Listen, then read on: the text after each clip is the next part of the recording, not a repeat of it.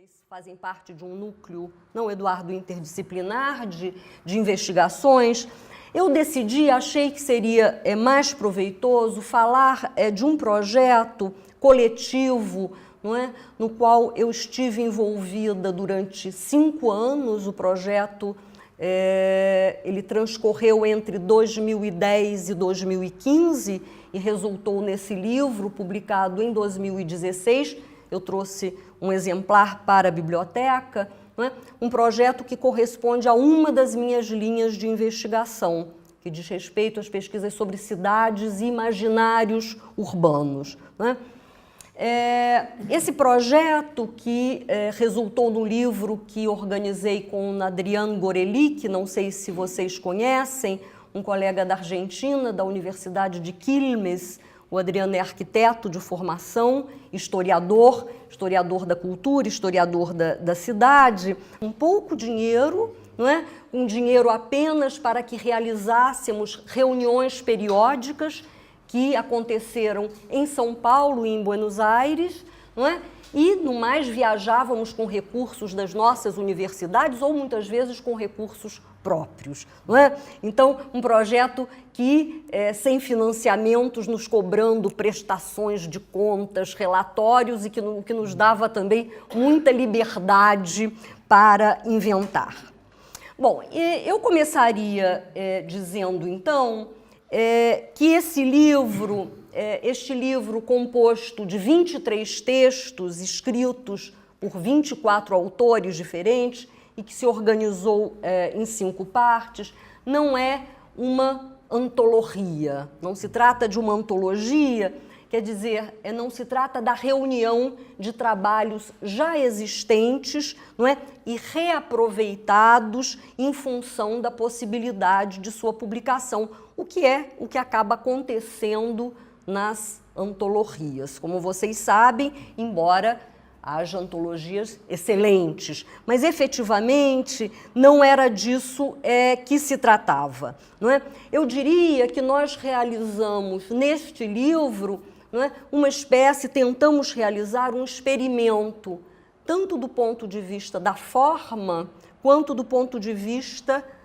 do conteúdo propriamente dito, e é sobre esse caráter experimental do projeto e do livro que eu gostaria de falar hoje aqui com vocês, de conversar, e como eu disse, isso aqui é mais um convite à conversa e também um convite à leitura do livro que eu vou deixar na biblioteca, não é? Então, eu gostaria de destacar não só essa dimensão multidisciplinar do livro. Eduardo, se eu falar alguma palavra estranha, você me... Não é? Você também, Alicia. Não é? Além da dimensão multidisciplinar do projeto, eu gostaria de destacar a sua dimensão sul-americana. Eu acho que isso é fundamental, não é? O projeto e o livro contemplaram cidades de diferentes países da América do Sul: Brasil, Argentina, Uruguai, Chile, Equador, Venezuela, Colômbia, Peru. E o eixo central que permitiu, de algum modo, articular esse conjunto de investigações foi a imagem, a figura da arena cultural, não é? Uma figura criada pelo historiador da cidade e crítico da cultura Richard Morse.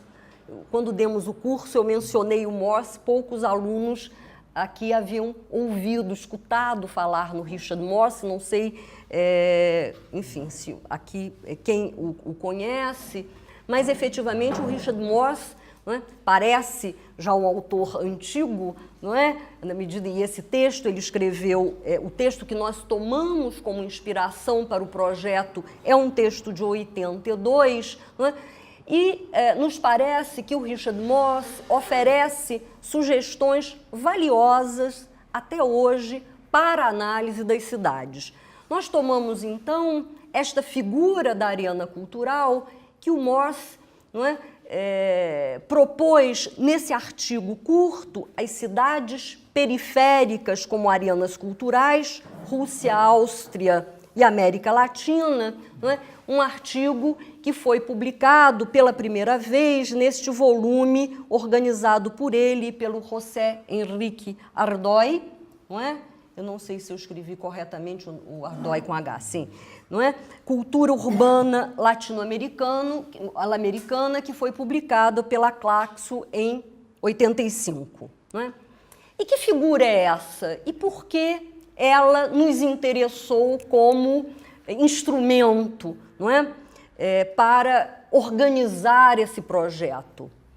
Na verdade, nos parecia que a ideia da arena cultural, tal como concebida pelo Morse, poderia oferecer um instrumento de análise muito interessante, muito útil, para que pensássemos as relações entre cidade e cultura, que era efetivamente o que nos interessava investigar. Já que a ideia de arena, na sua forma mesma, não é, nos leva a pensar em um espaço de trocas, mas também um espaço de embates, de tensões, não é? Um espaço de expressões variadas e, portanto, ela nos parecia muito sugestiva para a realização de uma análise ou de análises da vida urbana como lugares de germinação de ideias novas. Não é? Então, a arena cultural urbana, não é? Justamente nos ajudando a considerar práticas e experiências culturais que definem e redefinem permanentemente as cidades. Quer dizer, a nossa crença é que a ideia de arena cultural, a cidade como arena cultural, nos fazia deixar de lado a cidade pensada como cena, como contexto, não é? Ou como texto, não é? Que muitas vezes ela foi também assim pensada como uma espécie de pano de fundo. Não é? A ideia de arena cultural nos permitia, acreditamos, não é? Trazer a cidade para a cena principal, para o protagonismo, não é? De modo a olhar de outra maneira as relações entre cidade e cultura. Está indo, vocês estão... A arena, então, seria como um terreno de diferentes práticas? Sim, a arena, exatamente, como um terreno, mas a arena, a própria forma da arena é circular, não é? Quando pensamos na arena, a arena desenha, não é, um círculo, não é? Então, portanto, a arena como um espaço, não é, circular, de encontros e de desencontros, de trocas, mas também de tensões, de conflitos, de embates. Exatamente. Tá? Eu gostaria, já que você me fez a pergunta, eu gostaria de fazer duas observações sobre essa inspiração que nós tomamos do Richard Morse. Em primeiro lugar, não queríamos converter a imagem numa metáfora, não é? Mas efetivamente de operar com a imagem como um instrumento de análise, como um instrumento heurístico, não é? Capaz de nos permitir uma aproximação nova, não é? Entre desse objeto que é a cidade e justamente pensar de outro ângulo as relações entre cidade e cultura, cultura entendida nas suas expressões mais variadas. Eu vou voltar a isso, não é? Então a ideia era pensar de novo a ideia de arena, não é? Como cidade e cultura se retroalimentavam, não é? Se retroalimentam, vamos falar no presente, não é? Como uma produz a outra, não é? A ideia de uma mútua ativação entre os termos. E a nossa aposta, justamente ao converter a arena numa espécie, a ideia de arena cultural numa espécie de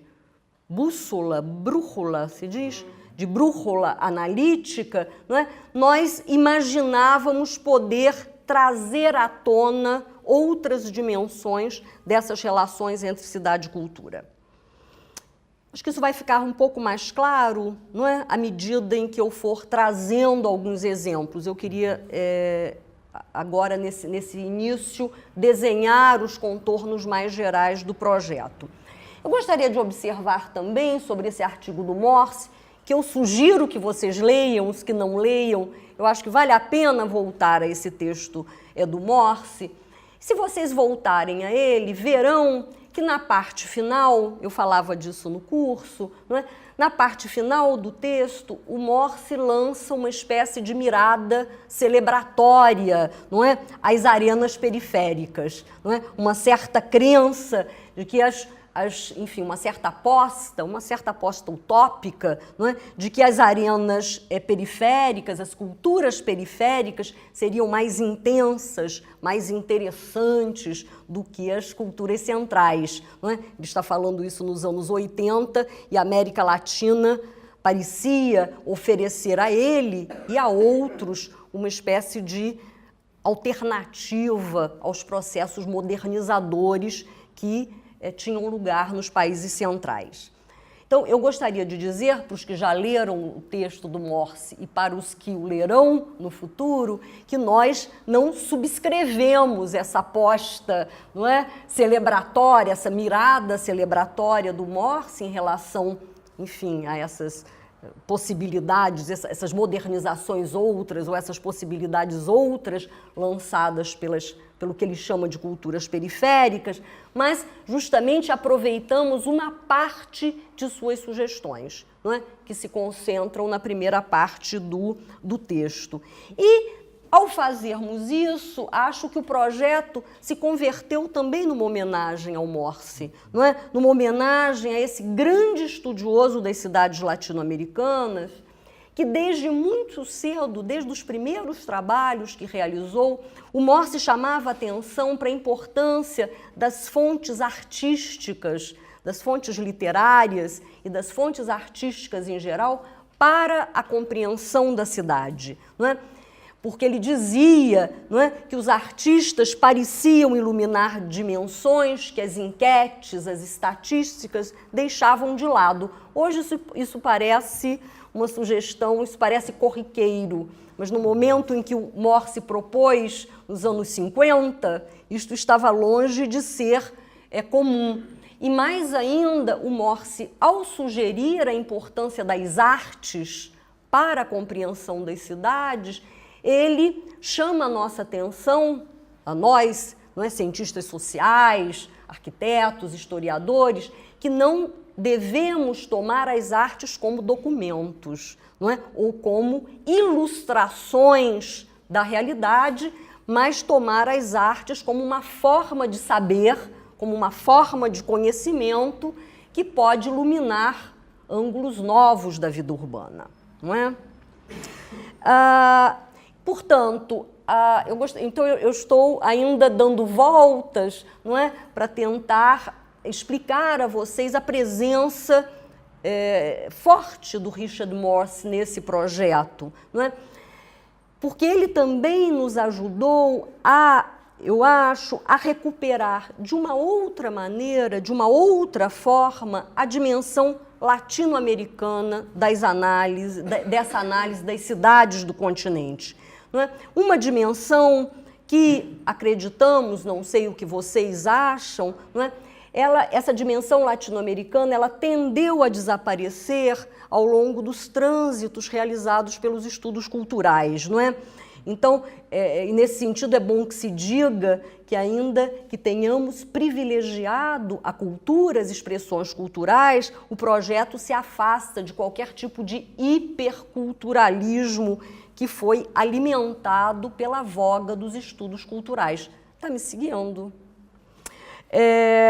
Portanto, quer dizer, a nossa inquietação era, a nossa pergunta, uma delas era, como seria possível recuperar a dimensão latino-americana na análise das cidades, escapando de certas generalizações ou de uma certa homogeneização que a própria categoria de cidade latino-americana não é tão utilizada pelo ensaísmo, pelo nosso ensaísmo latino-americano, americano, e pelas visões planificadoras, não é? Terminava por carregar. Como seria possível, não é, recuperar uma dimensão latino-americana não é? Ao olharmos para as nossas cidades sem cairmos numa visão generalizante, não é?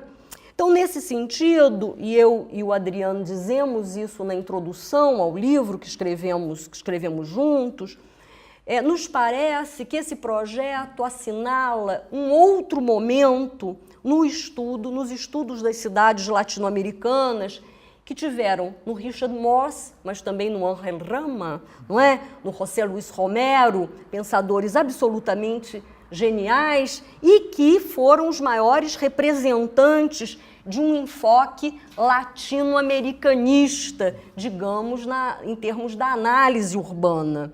Então, efetivamente, o nosso interesse, o nosso objetivo era justamente tentar nos colocar como herdeiros dessa tradição, mas marcando uma diferença em relação a ela, não é? Na medida em que tentamos experimentar a comparação de uma outra forma. Então, saindo da generalidade da categoria cidade latino-americana. Afinal de contas, o que é isso, não é? Que chamamos ou que se chamava cidade latino-americana? Não é um rótulo sob o qual estavam abrigadas cidades muito distintas. Tudo bem? Sim? Sim? Podem protestar. Portanto, a ideia era ter essa ideia da Arena Cultural como uma espécie de ferramenta, não é? Na cabeça, e com esta ferramenta, cada um de nós, dos 24 autores reunidos nos projetos, ensaiou, experimentou um caminho de análise próprio. Caminhos que foram construídos em função das nossas formações muito diversas, antropólogos, historiadores, arquitetos, não é?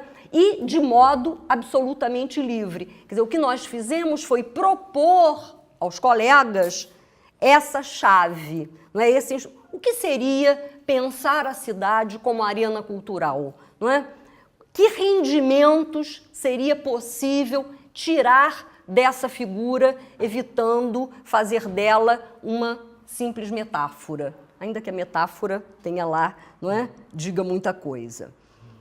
E, efetivamente, esses ensaios que cada um de nós realizou, esses ensaios foram testados nesses seminários que nós fizemos ao longo de 5 anos, não é? Durante os quais, eu acho que foi uma experiência muito importante, nós apresentávamos as propostas, os colegas diziam, não, isto não funciona, nós experimentávamos uma outra, não é? Recolhíamos sugestões e fomos efetivamente construindo, não é? Um trabalho coletivamente. Mas eu acho que é preciso dizer também que além da figura da arena cultural central para o projeto,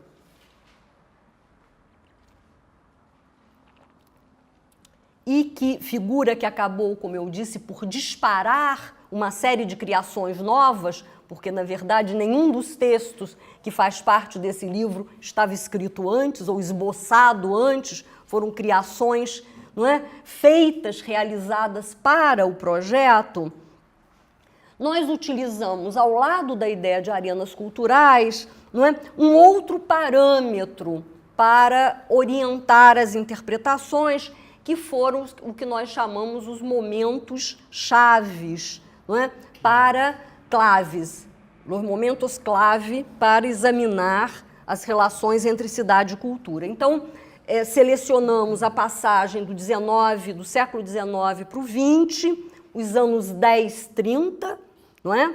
Depois, o período 40, 70 e, finalmente, os anos compreendidos entre 1990 e 2010. Não é? Então, efetivamente, 4 parâmetros temporais, 4 momentos clave, não é?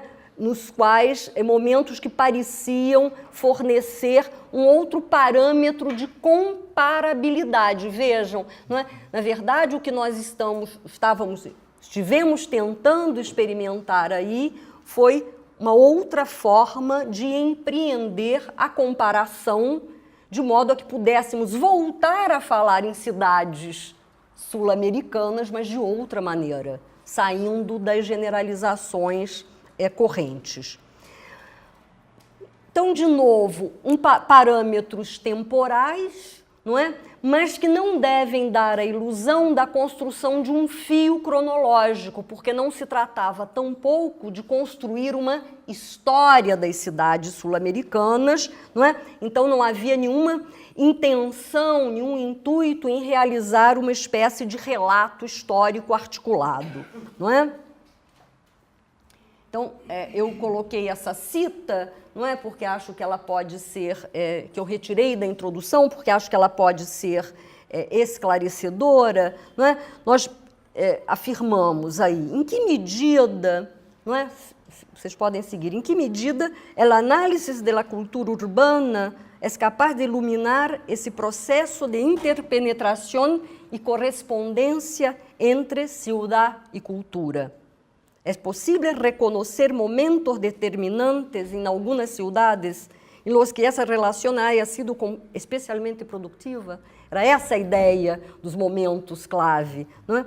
Como se pode apreciar, nós dizemos, não é uma história urbana desses momentos de onde saldrão as respostas que esta pergunta suscita, sino de la possibilidade de dar-lhe uma perspectiva urbana à história cultural. Eu gostaria de subrayar perspectiva urbana, não é, à história cultural, ponendo em evidência aqueles episódios da vida intelectual, artística ou cultural em que a cidade e suas representações han intensificado sua mútua ativação. Tá? Então, era essa ideia central, não é? Pensar a produção cultural, não é? Agora a palavra, não sei se é em estreita consonância, você disse, em estreita consonância com os ritmos e com as densidades urbanas em certos momentos, em momentos determinados.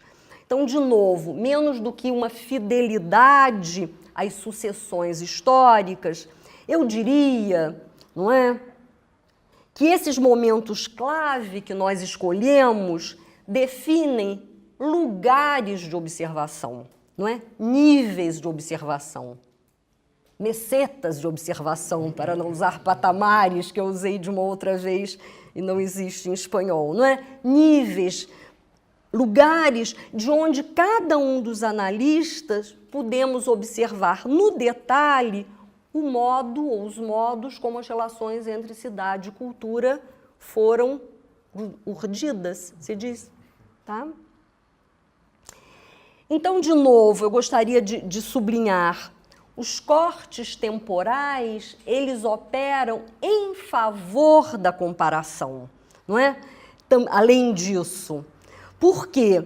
Porque, efetivamente, no interior de cada período histórico, que as 5 partes dos livros destacam, por exemplo, o leitor é convidado a comparar, a cotejar os casos do Rio de Janeiro, de Buenos Aires e de São Paulo, por exemplo, entre finais do século XIX e começo do século XX, ou Bogotá, Caracas, Rio, Salvador, Brasília, entre 40 e 70, ainda que o exercício comparativo não termine aí. Quer dizer, o que eu estou querendo, não sei se vai ficar claro, talvez, espero, mais no final, é tentar dividir com vocês uma espécie de experimentação comparativa que foi sendo construída, montada em função de diferentes ângulos, de diferentes maneiras, não é? Então, eu diria, se não é história, não é? Eu assinalei apenas os artigos que eu vou mencionar aqui, eu não mencionarei todos, não é? Mas eu vou deixar aí apenas para que vocês sigam quando eu fizer referência aos artigos. Então, eu diria que o projeto e o livro propõem uma experimentação com o tempo. Não se trata de história, não é? Mas se trata de uma experimentação com o tempo que se dá de diferentes formas. Por exemplo, é curioso pensar que no interior de cada um dos ensaios, que dedicados a pensar justamente as relações entre cidade e cultura em determinados momentos, os autores frequentemente se movimentam aquém e além do período. Eles próprios subvertem, de alguma maneira, os momentos clave que nós propusemos. Por exemplo, o texto da Maria Alice Rezende de Carvalho, não é? Que tomou a Rua do Ouvidor, no Rio de Janeiro, na Belle Époque, como uma arena cultural, não é? Ela, para pensar essa arena cultural urbana, a rua, não é? A rua como uma arena cultural, ela recua ao período colonial e ela volta, não é? A Belle Époque. Ou, por exemplo, quando vários de nós, nos nossos ensaios, indagamos sobre o futuro. Não é? Por exemplo, o meu artigo que escrevi com um colega, o Alexandre Araújo, não é? Nós tomamos um edifício, não é? Um rasga-cielos, como arena cultural, para pensarmos São Paulo nos anos 30, nós vamos acompanhar os usos posteriores dessa construção nos anos 90, mostrando, quer dizer, os rebatimentos, os ecos, as repercussões posteriores desta forma, deste objeto que nós escolhemos como arena cultural, que a ideia de arena cultural nos levou a escolher, não é? Ou então o ensaio muito interessante da minha colega, historiadora, antropóloga, não é? A Silvana Rubino, que vai se debruçar sobre o chamado renascimento baiano, a Bahia, Salvador da Bahia, nos anos 50 e 60, não é?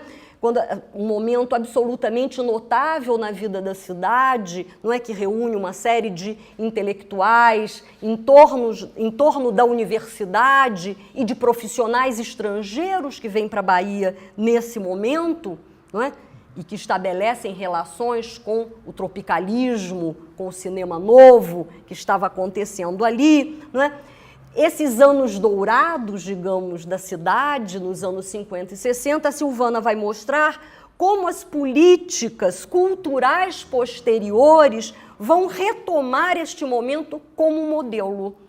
Percebe? Então não se trata de reconstituir a história, mas de pensar como, naquele momento, foi forjado, não é? Se forjou, foi construído um modelo que continuou operando, alimentando políticas na área da cultura, na área do urbanismo e também ali modelos que permanecem como inspiração, não é?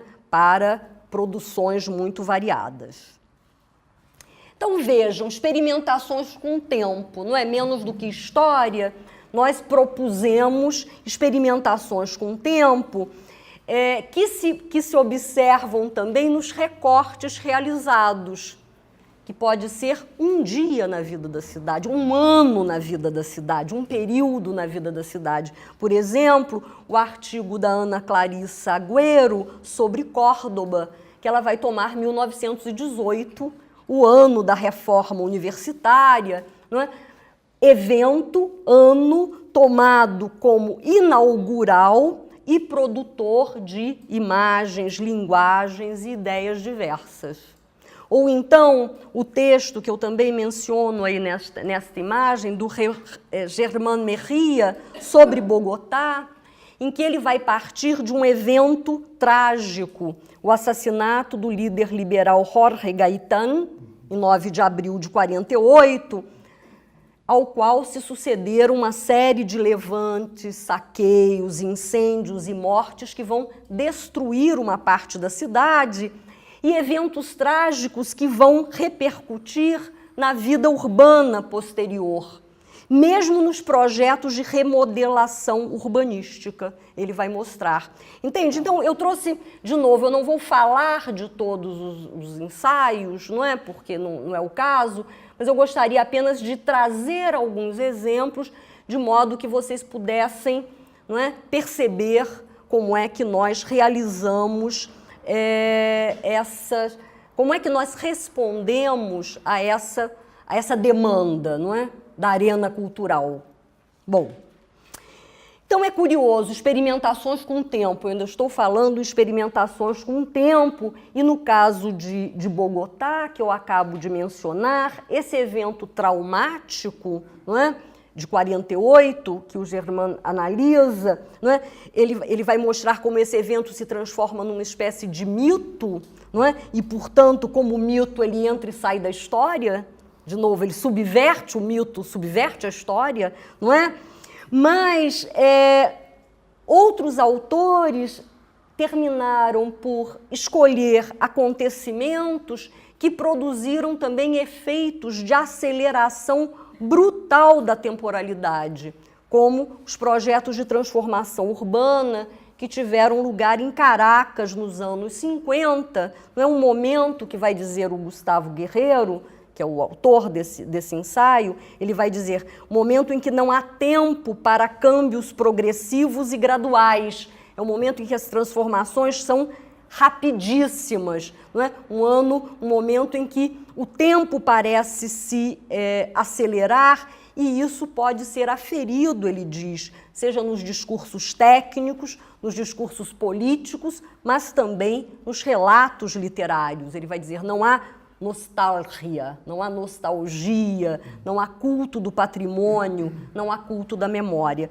Então, de novo, né, eu trouxe alguns exemplos, a gente pode voltar a falar deles, né, apenas para indicar a vocês o caráter das experimentações com o tempo que as análises propõem. Diga, eu estou uma... Un ejemplo, no sé si aplica mucho, pero a mí me parece que sí.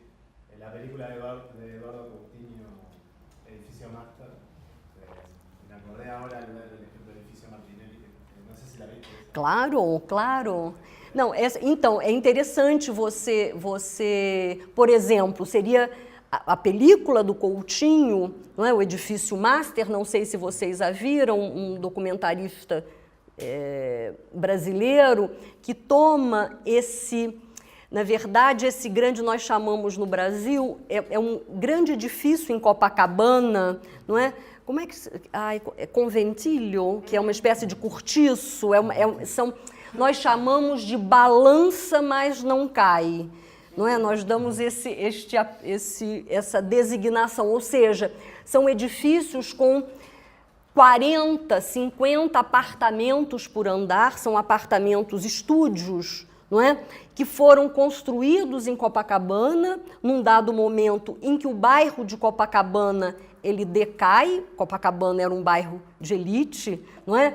Onde começou a verticalização no Rio de Janeiro, foi por Copacabana, ao contrário do que se deu em São Paulo, que a verticalização com Martinelli e com outros edifícios se dá no centro da cidade. No Rio de Janeiro vai se dar na orla, não é? Não no centro, em Copacabana. E esse edifício Master, que o Coutinho, de maneira extraordinária, não é? Ele entra no edifício e conversa com aqueles personagens, o edifício é quase um universo, é uma sociedade dentro da sociedade, não é? Heterogênea, pessoas de todos os tipos, sexos, idades, mas todas empobrecidas, não é? Ou pobres, não é? Que conseguiram morar em Copacabana, porque, não sei se vocês sabem, mas esse corte no Rio de Janeiro entre Zona Norte e Zona Sul é definidor da vida da cidade, não é? E a aspiração de morar na Zona Sul sempre foi uma aspiração de todas as classes sociais, mesmo dos pobres. E esse tipo de construção, não é? Acabou permitindo que alguns setores mais pobres, digamos, da sociedade fossem a Copacabana. E outros que perderam, que se arruinaram, que eram, né, de camadas um pouco superiores e que perderam o seu capital, terminaram nesse edifício. É curioso o seu exemplo, porque efetivamente esse edifício Master, não é, poderia... Talvez, se você tivesse sido convidado para participar do projeto, seria possível pensar esse edifício, por que não, como ele próprio uma arena cultural que te permita pensar, que te permitisse pensar não só o edifício, mas as relações entre cidade e cultura no Rio de Janeiro numa época. Essa é a ideia, não é? Não é tomar o edifício como uma espécie de ilustração ou de exemplo, não é? Mas para tomar como uma espécie de condensador, de síntese de processos que estão se dando, não é, na vida social mais ampla. Acho o seu exemplo notável. Na verdade, Copacabana entra no livro através da música popular, da bossa nova. Então, o bairro associado, não é, a uma expressão cultural absolutamente forte, não é? Copacabana, Princesinha do Mar, quer dizer, todo um imaginário sobre a cidade construído pela Bossa Nova nos anos 50, e a Bossa Nova está falando de quê? De Copacabana, não é? É de Copacabana, quer dizer, aquele Brasil feliz, que não existe mais, não é? Nossa, não vamos voltar, não vamos falar nesse assunto, não é? Mas efetivamente uma espécie de utopia, não é? O barquinho sai, a tardinha cai, o céu azul, Copacabana, não é? E todos juntos, uma espécie de sociabilidade absolutamente particular, não é? Então também aí, e a Júlia O'Donnell, que aliás é argentina, não é? É filha do Guillermo O'Donnell e que hoje é professora, antropóloga, professora na UFRJ, justamente vai mostrar como nesta época também Copacabana se converte numa espécie de produto vendido, não é? O mercado imobiliário está justamente a todo vapor, não é? Verticalizando Copacabana, e Copacabana se convertendo num produto, não é? E também num estilo de vida, não é? A vida praiana, não é? Um certo modo de usar o corpo, de exibir o corpo, não é? Então, de novo, mas para dizer que Copacabana está presente, não pelo edifício master, no caso pela música popular, mas efetivamente o edifício master poderia estar aí contemplado. De novo, as escolhas foram feitas em função das experiências e das idiosincrasias de cada um de nós, não é? Que escolhemos em função das nossas formações, dos nossos interesses. Mas acho que seu exemplo me ajudou talvez a deixar mais clara essa ideia do o que pode fazer ou o que pode render a figura da arena cultural, né?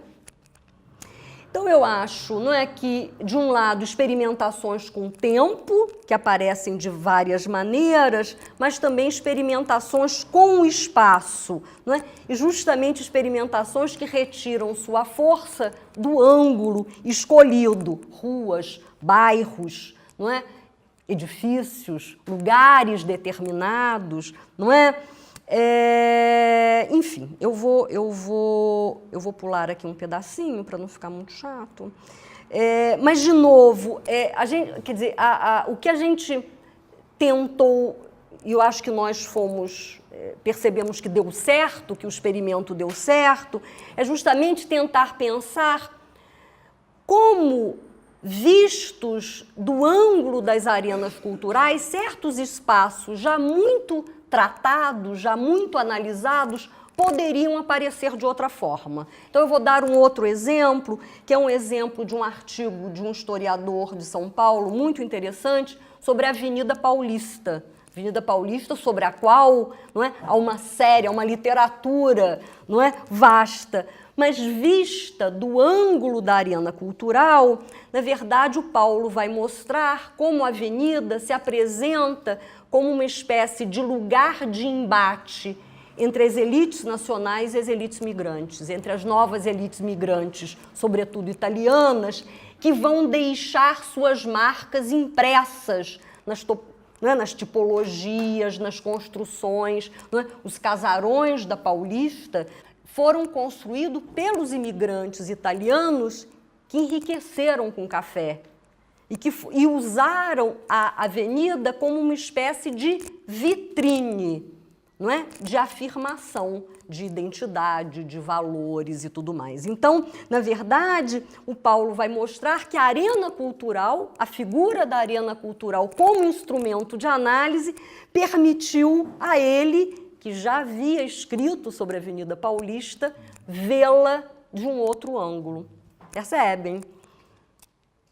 Outro exemplo, de modo a dar um pouco mais de carne, não é, a essas considerações, um artigo, um ensaio do Gonçalo Aguilar, aqui de Buenos Aires, não é, que vai justamente tomar os festivais de cinema que acontecem em Buenos Aires a partir dos anos 90 e que vão alterar os usos do bairro, não é? E que vão impor novas políticas urbanas. O Gonçalo usa uma imagem, não sei se vocês conhecem o Gonçalo Aguilar, o Eduardo conhece, é um crítico da cultura, não é? Um crítico literário, uma figura muito interessante. Não é?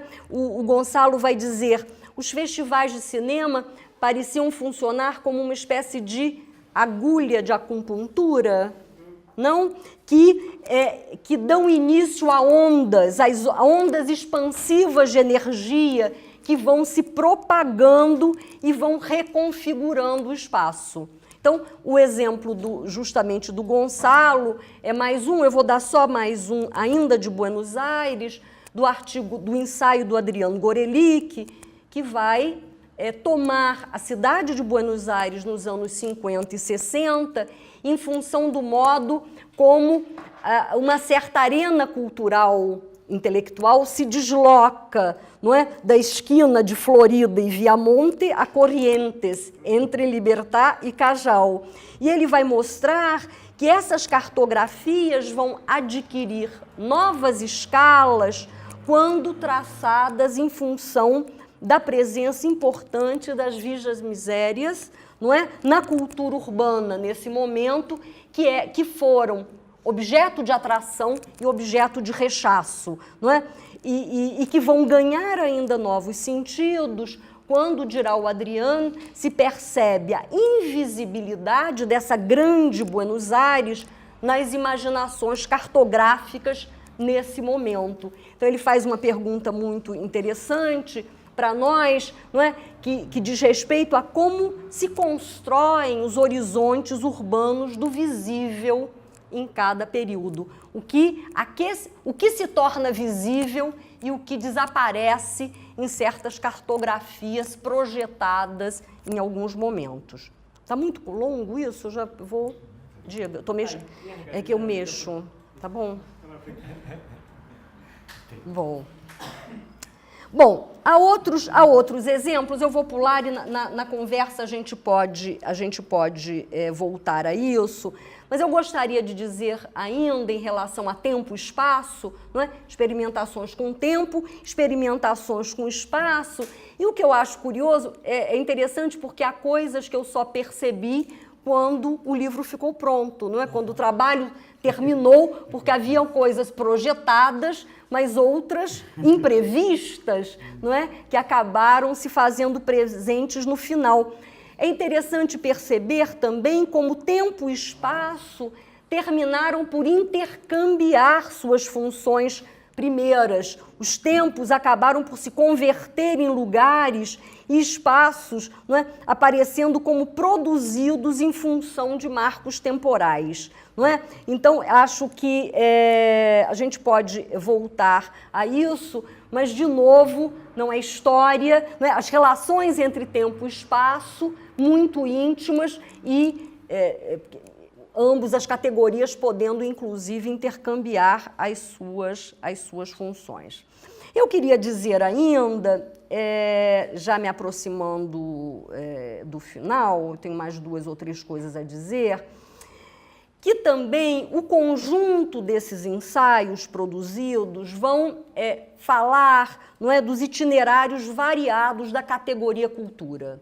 Não é? Então, efetivamente, quando estamos falando nas relações entre cidade e culturas, Estamos pensando em cultura num sentido alargado. Então, não se tratou apenas de considerar a produção cultural, não é? A partir de suas produções, digamos, de suas expressões cultas, não é?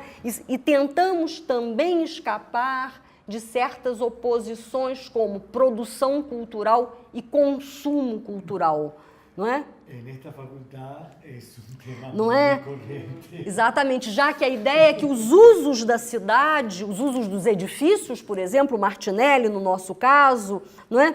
E diferentes modalidades de consumo urbano auxiliam a produzir cidade e cultura. Então, também, enfim, esse é um outro tópico que eu gostaria de deixar assinalado e voltar rapidamente à ideia da comparação, não é? Ao experimento comparativo, de modo a que pudéssemos reabilitar a ideia de cidade sul-americana ou a dimensão latino-americana da análise, sem cair em generalizações, não é? Na verdade, se vocês tomarem o resultado, vocês podem ver que as comparações nós, leitores, podemos realizar e empreender a comparação de diversos ângulos. Nós podemos acompanhar a mesma cidade em vários momentos, por exemplo, Buenos Aires ou São Paulo, que aparece em diversos momentos, não é? Podemos comparar cidades em função do tipo de cidade, cidades portuárias, cidades capitais, cidades de médio porte, não é? Ou podemos comparar, aproximar textos em função das expressões culturais analisadas. O teatro, por exemplo, que aparece tomado como arena cultural para pensar as relações cidade e cultura, ou a universidade, não é? A universidade que foi tomada também como arena cultural em mais de um texto, para pensar essas relações entre cidade e cultura. Bom, então eu acho que um dos méritos que eu localizo nesse experimento é justamente a abertura para diferentes possibilidades de recorrido, digamos, não é? O que faz com que uma cidade também termine por funcionar como uma espécie de lupa, como uma espécie de espejo, não é? De espelho, através da qual a outra se apresenta de uma nova forma. E a gente diz isso na introdução, não é? E, efetivamente, tais jogos especulares podem ser feitos de diferentes formas no livro, como eu disse. Eu estou pulando porque esse negócio está ficando muito longo, não é? Então, de novo, eu gostaria de sublinhar que se efetivamente as análises tentaram, não é, capturar a heterogeneidade, a pluralidade de fisionomias e de expressões urbanas, não é, essas expressões urbanas não correm o risco, me parecem, de quedar acantonadas, se diz, acantonadas em suas singularidades ou intraduzíveis em suas expressões, já que elas são permanentemente tocadas pelos outros exemplos, não é? Então, eu diria que o projeto e o seu resultado propõem um movimento comparativo, um movimento que pode ser realizado em múltiplas direções. Portanto, o resultado, me parece, dessa atitude comparativa, não é justamente sair do desenho de totalidades, a América Latina ou a cidade latino-americana, não é? Totalidades às quais chegaríamos por indução, por soma, não é? Mas justamente a ideia é interrogar, não é, essas categorias, a própria categoria de cidade latino-americana ou a própria categoria de América Latina, pelo estabelecimento dessas conexões sempre parciais entre os segmentos do conjunto, não é? Então, e já eu concluo, não é, me aproximando efetivamente do final, esses experimentos, esses ensaios lidos, não importa em que ordem, eu acho que eles terminam por reapresentar de nova forma questões centrais para as nossas cidades sul-americanas, não é, e sociedades, como aquelas que dizem respeito aos nascimentos e renascimentos mais ou menos traumáticos do moderno na América Latina. Deixa elas saírem, a gente...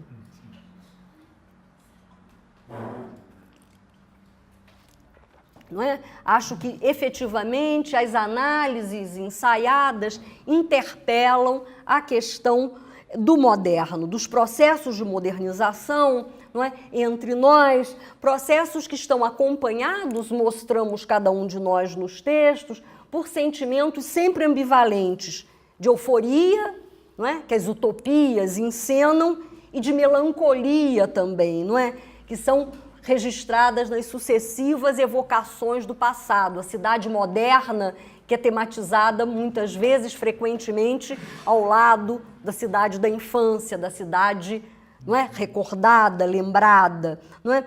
Eu acho que, efetivamente, não apenas as categorias de cidade latino-americana ou de América Latina são, de alguma maneira, interpeladas, mas a própria categoria de moderno, não é? Ou de modernização e de modernidade, que são palavras fetiche, não é? De alguma maneira, não é? Que terminam muitas vezes esvaziadas ou reduzidas, não é? Modernidade para quem? Quando? Onde? Em que termos? Não é? Então, acho que as análises têm o mérito, em função dessas considerações detidas, de qualificar esses processos, justamente tentando escapar de certas dualidades frequentes, tradição e modernidade, por exemplo, não é? Pensando que essas categorias são solidárias, não é? Elas são produzidas num mesmo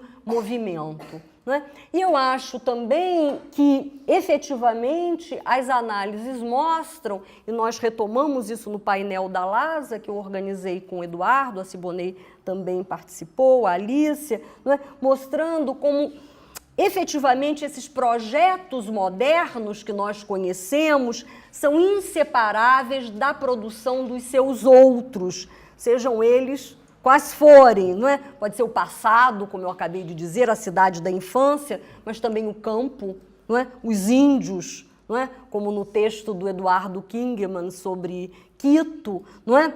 Os estrangeiros, não é? E é essa tensão entre, não é? Os processos de modernização, não é? E a produção desses outros, que eles incluem e excluem permanentemente, é isso, não é, que, de alguma maneira, que define o combustível, não é, que alimenta esses ensaios de modernidade que tem lugar nessas nossas cidades, mas não apenas nelas, não é? Então, eu acho que, efetivamente, também o que tentamos fazer foi lançar uma reflexão sobre a própria ideia de moderno e sobre a própria ideia de cultura urbana na América Latina, pensando, não é, em novos termos. Eu vou só ler uma citação para concluir, que eu acho que talvez, enfim, seja uma espécie de drágia concentrada, um pouco do que acabei de dizer. Os laboratórios, as escenas e os espectáculos urbanos que esses ensaios oferecem ao leitor se alejan de las totalizaciones panorâmicas que dan la ilusión de abarcar universos completos. Al contrario, cada uno de los textos propone experiencias con materiales específicos que ponen en evidencia prácticas particulares de intelectuales, militantes, artistas ou de un sinfín de figuras errantes de la ciudad, que ao erigir seus artefactos permanentes ou efêmeros, arquitetônicos, fílmicos, literários, periodísticos, deixa impressas suas marcas em los espaços urbanos, definindo lugares e formas de sociabilidade e assim redefinindo las ciudades y la imaginación sobre ellas. Asimismo, las geografías materiales y simbólicas que estas páginas trazan se encuentran ritmadas por euforias utópicas y evocaciones melancólicas, sentimientos mezclados y ambivalentes inseparables de los paisajes urbanos modernos, sistematicamente interpelados por seus outros, como eu acabei de dizer, não é? Campos ou sertones, não é? Brasília, não é? A cidade moderna no sertão do Brasil, não é? Aldeias ou pueblos, índios ou paisanos, que essa palavra é impossível, exigem novos linguagens e categorias para descrevê-los. E efetivamente o que tentamos foi encontrar essas novas linguagens e categorias para descrever esses processos. Eu acho que eu vou ficar por aqui, não é? Porque aí a gente pode, enfim, tem outras coisas, mas eu acho que elas podem aparecer em função de dúvidas, problemas, questões, tá? Deu para um pouco para seguir? Sí. Maravilha. Yo creo que sí. Então, ¿no? acho. No sé, Sim? me parece que absolutamente. Muchísimas gracias, Fernanda, por el esfuerzo de concentrar todo en una hora. Bueno, abrimos, ¿no? Abrimos al diálogo. ¿Quiénes tienen ganas de...? Que já começou, o diálogo que já começou, com a ajuda dos colegas. Rodrigo, Claro. con Gerardo.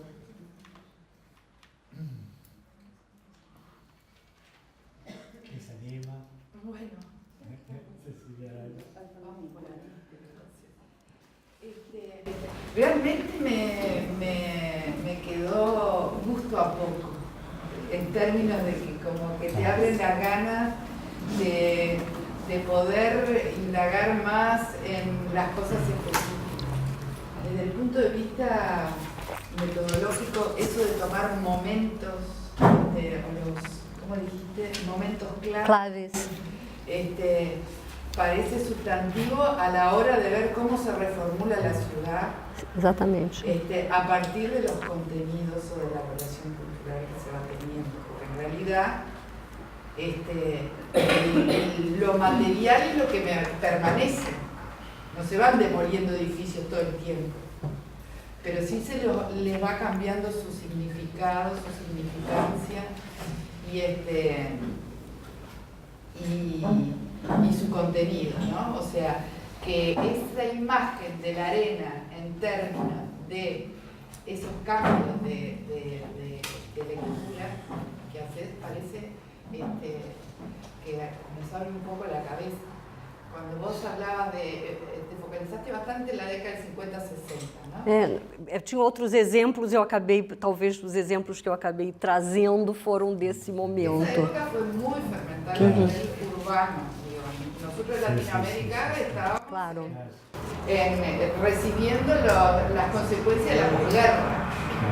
Europa destruida, la mitad de las ciudades, y echando mano a esta cuestión de la ciudad moderna, de la arquitectura moderna y toda la concepción del urbano que está representada. Nosotros los arquitectos, Brasilia es el ejemplo de esa ciudad moderna, ¿no? Sí. Pero esto que vos traes de qué contenidos o qué expresiones culturales se le cargan a esto, yo creo que es muy interesante. A mí me cambió un poco lo que traigo en mi mochila en términos de más preguntas. Então, só para continuarmos, né, conversando, por exemplo, o exemplo de Brasília é muito interessante porque, enfim, algumas coisas também ficaram de fora, não é? Por exemplo, Brasília, nós tínhamos a intenção nós pedimos a alguém que pensasse a Universidade de Brasília, pensasse a universidade como arena cultural, a universidade na sua relação com a cidade, não é? Essa universidade projetada, não é?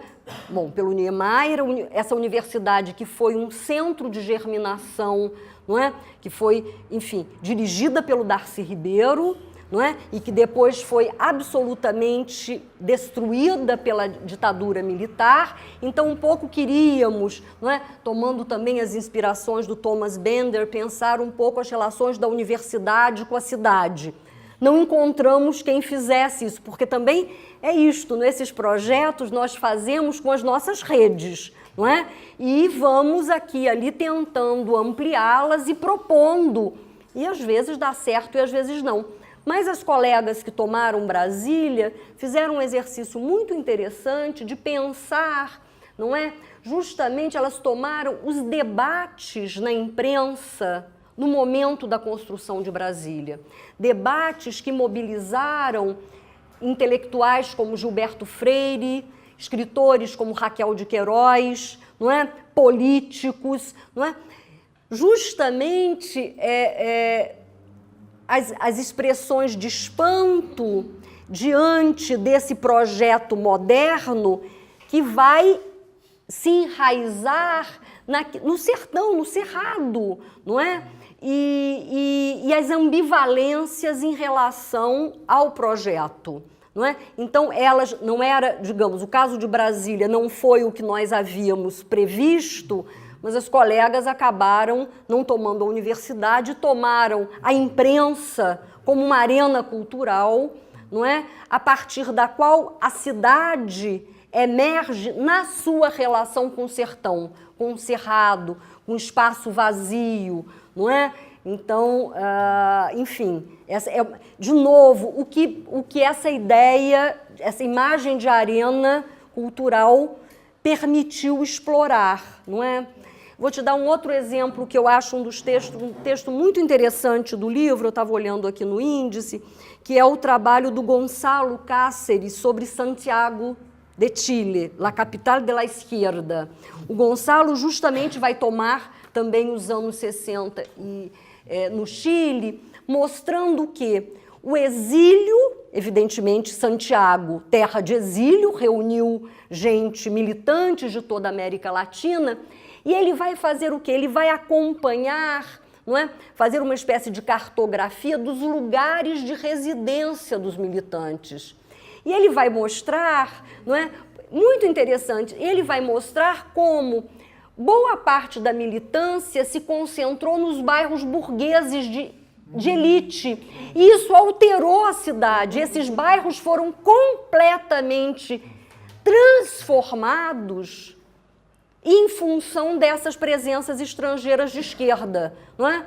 Então, a paisagem se alterou. Então, é muito interessante, veja, não é? Quer dizer, os usos, não é? Os usos do espaço produzindo novos espaços, não é?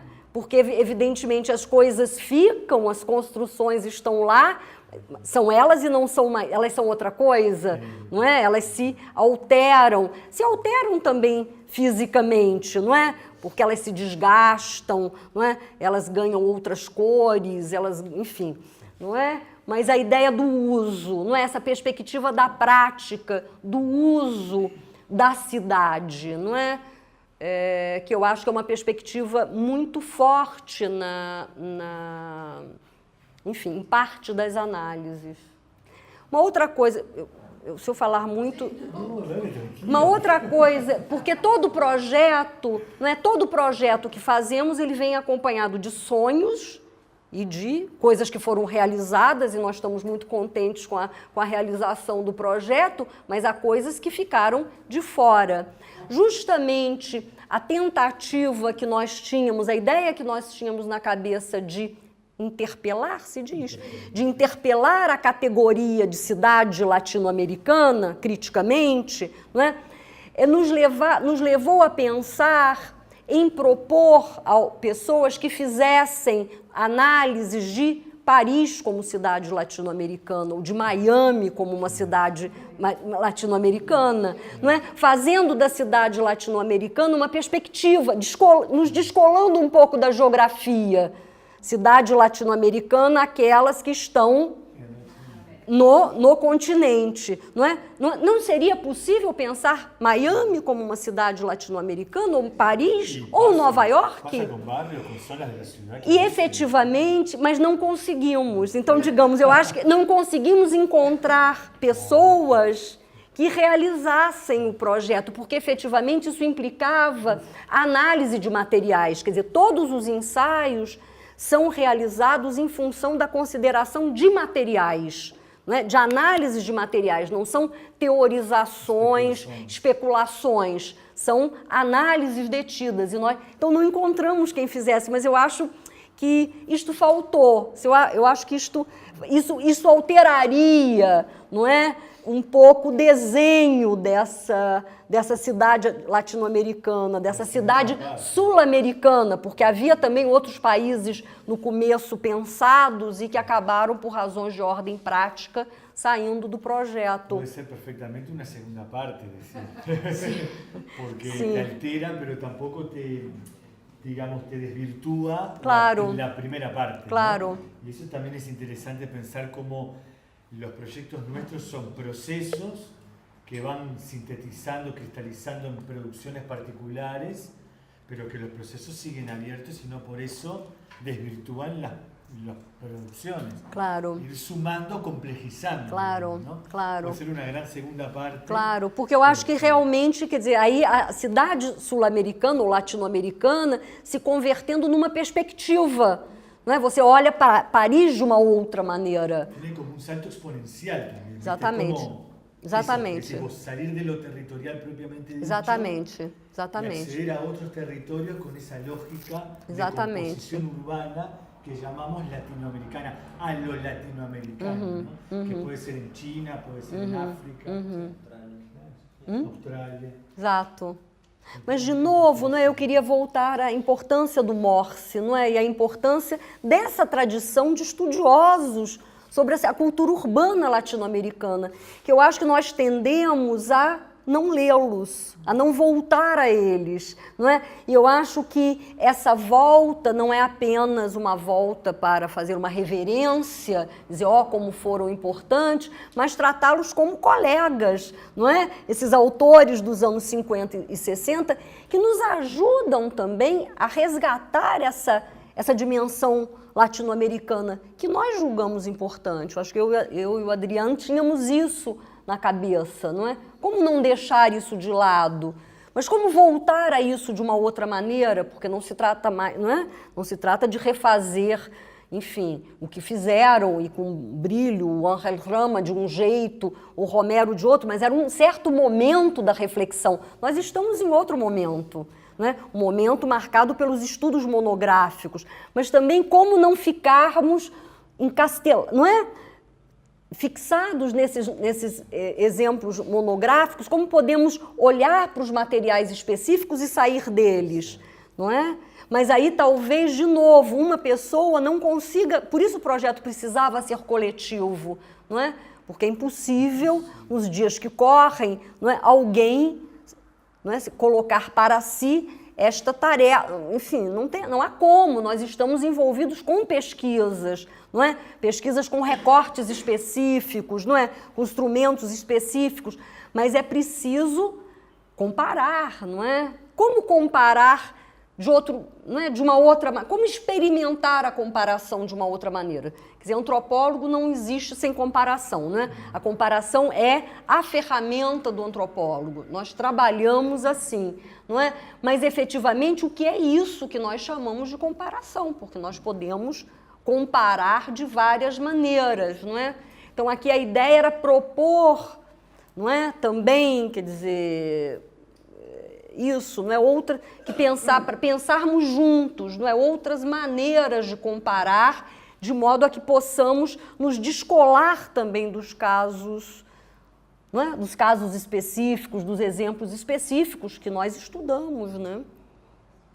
Que é absolutamente importante, né? Diga. Quería preguntarte por otra película también, porque yo no la vi en realidad, pero justo me la recomendaron en estos días. Qual é? Creo que se relaciona, se llama Aquarius. Sí, ya hemos visto varios que... Então, você por que não pensamos nele para esse projeto? Que tem ideias incríveis. Porque, então, na verdade, é uma película muito interessante e muito expressiva, não é? Do que se passa num certo Brasil, porque o Brasil são muitos, não é? Então, este filme, esta película, é de um realizador pernambucano, Pernambuco no Nordeste do Brasil, é de Recife, aliás, Recife está aqui no livro, mas Recife dos anos 20, né? E essa película está justamente mostrando, não é, um momento na vida da cidade em função de uma mulher em processo de envelhecimento. A película é interessante de diversos pontos de vista, não é? Porque essa mulher envelhecendo, os filhos saíram, casaram, então ela com seus problemas, a sexualidade, as questões amorosas, as relações com os filhos, boas e tensas, as diferenças, e o edifício, a família, familiares, a relação com a empregada doméstica, porque vocês sabem que essa relação é absolutamente central para a compreensão da sociedade brasileira, não é? Então, essa relação ambivalente, duas mulheres, cúmplices, amigas, mas uma é a patroa e a outra é a empregada, mas é um edifício, é o edifício Aquário, aquele que está lá ainda, apesar da especulação imobiliária, não é? E ela toma para si a bandeira, não é? Ela resiste naquele edifício que está vazio, porque todos os vizinhos saíram, todos querem vender para o grande construtor que vai construir ali uma torre, não é? E vão, evidentemente, comprar apartamentos modernos. Agora, no Brasil, tem uma coisa que merece um estudo antropológico, que se chama varandas gourmet. Não sei se isso existe. Não, que é uma coisa inacreditável. Os edifícios de classe média alta em São Paulo agora fazem varandas gourmet. Então, justamente são terraças assim, exatamente, que tem uma churrasqueira, é uma espécie... Sim, mas tem um sentido, mas é uma coisa chique, não é uma coisa chique de mau gosto, aliás. E mereceria uma análise, inclusive, porque nesses terraços gourmet de São Paulo foram que as panelas contra a presidente Dilma, foram, não é, o chamado panelaço, os cacerolaços contra a Dilma, não é? Saíram todos dessas varandas gourmets dos meus vizinhos, que eu tinha vontade de matar, não é? E então isso é a expressão material de uma nova classe média. E o filme Aquário está falando disso, não é? Porque aquele é um edifício, enfim, que é a sobrevivência de um Recife que está ali, que continua, não é? E ao mesmo tempo cercado por aquelas torres inacreditáveis, mas também é isso, é a alteração de um modo de vida, de uma ideia de cidade, em que esses novos edifícios, quer dizer, a ideia do público, não é? Está completa. Esses edifícios têm varanda gourmet, mas tem academia de musculação e também tem... Sim, ginásios, e tem piletas, e tem... Você não precisa sair dali, porque a cidade é perigosa, não é? Então, as pessoas vivem nestes lugares, não é? Prisioneiras. Esse filme é absolutamente... Na verdade, esse filme, quando saiu, esse filme é posterior, então o edifício Master poderia estar aí, mas o Aquários não. Mas, efetivamente, quer dizer, em que medida, não é, esse filme está expressando uma certa arena cultural, não é? Ali. É um filme... Há muitas dimensões nesse filme, não é? Há muitas dimensões.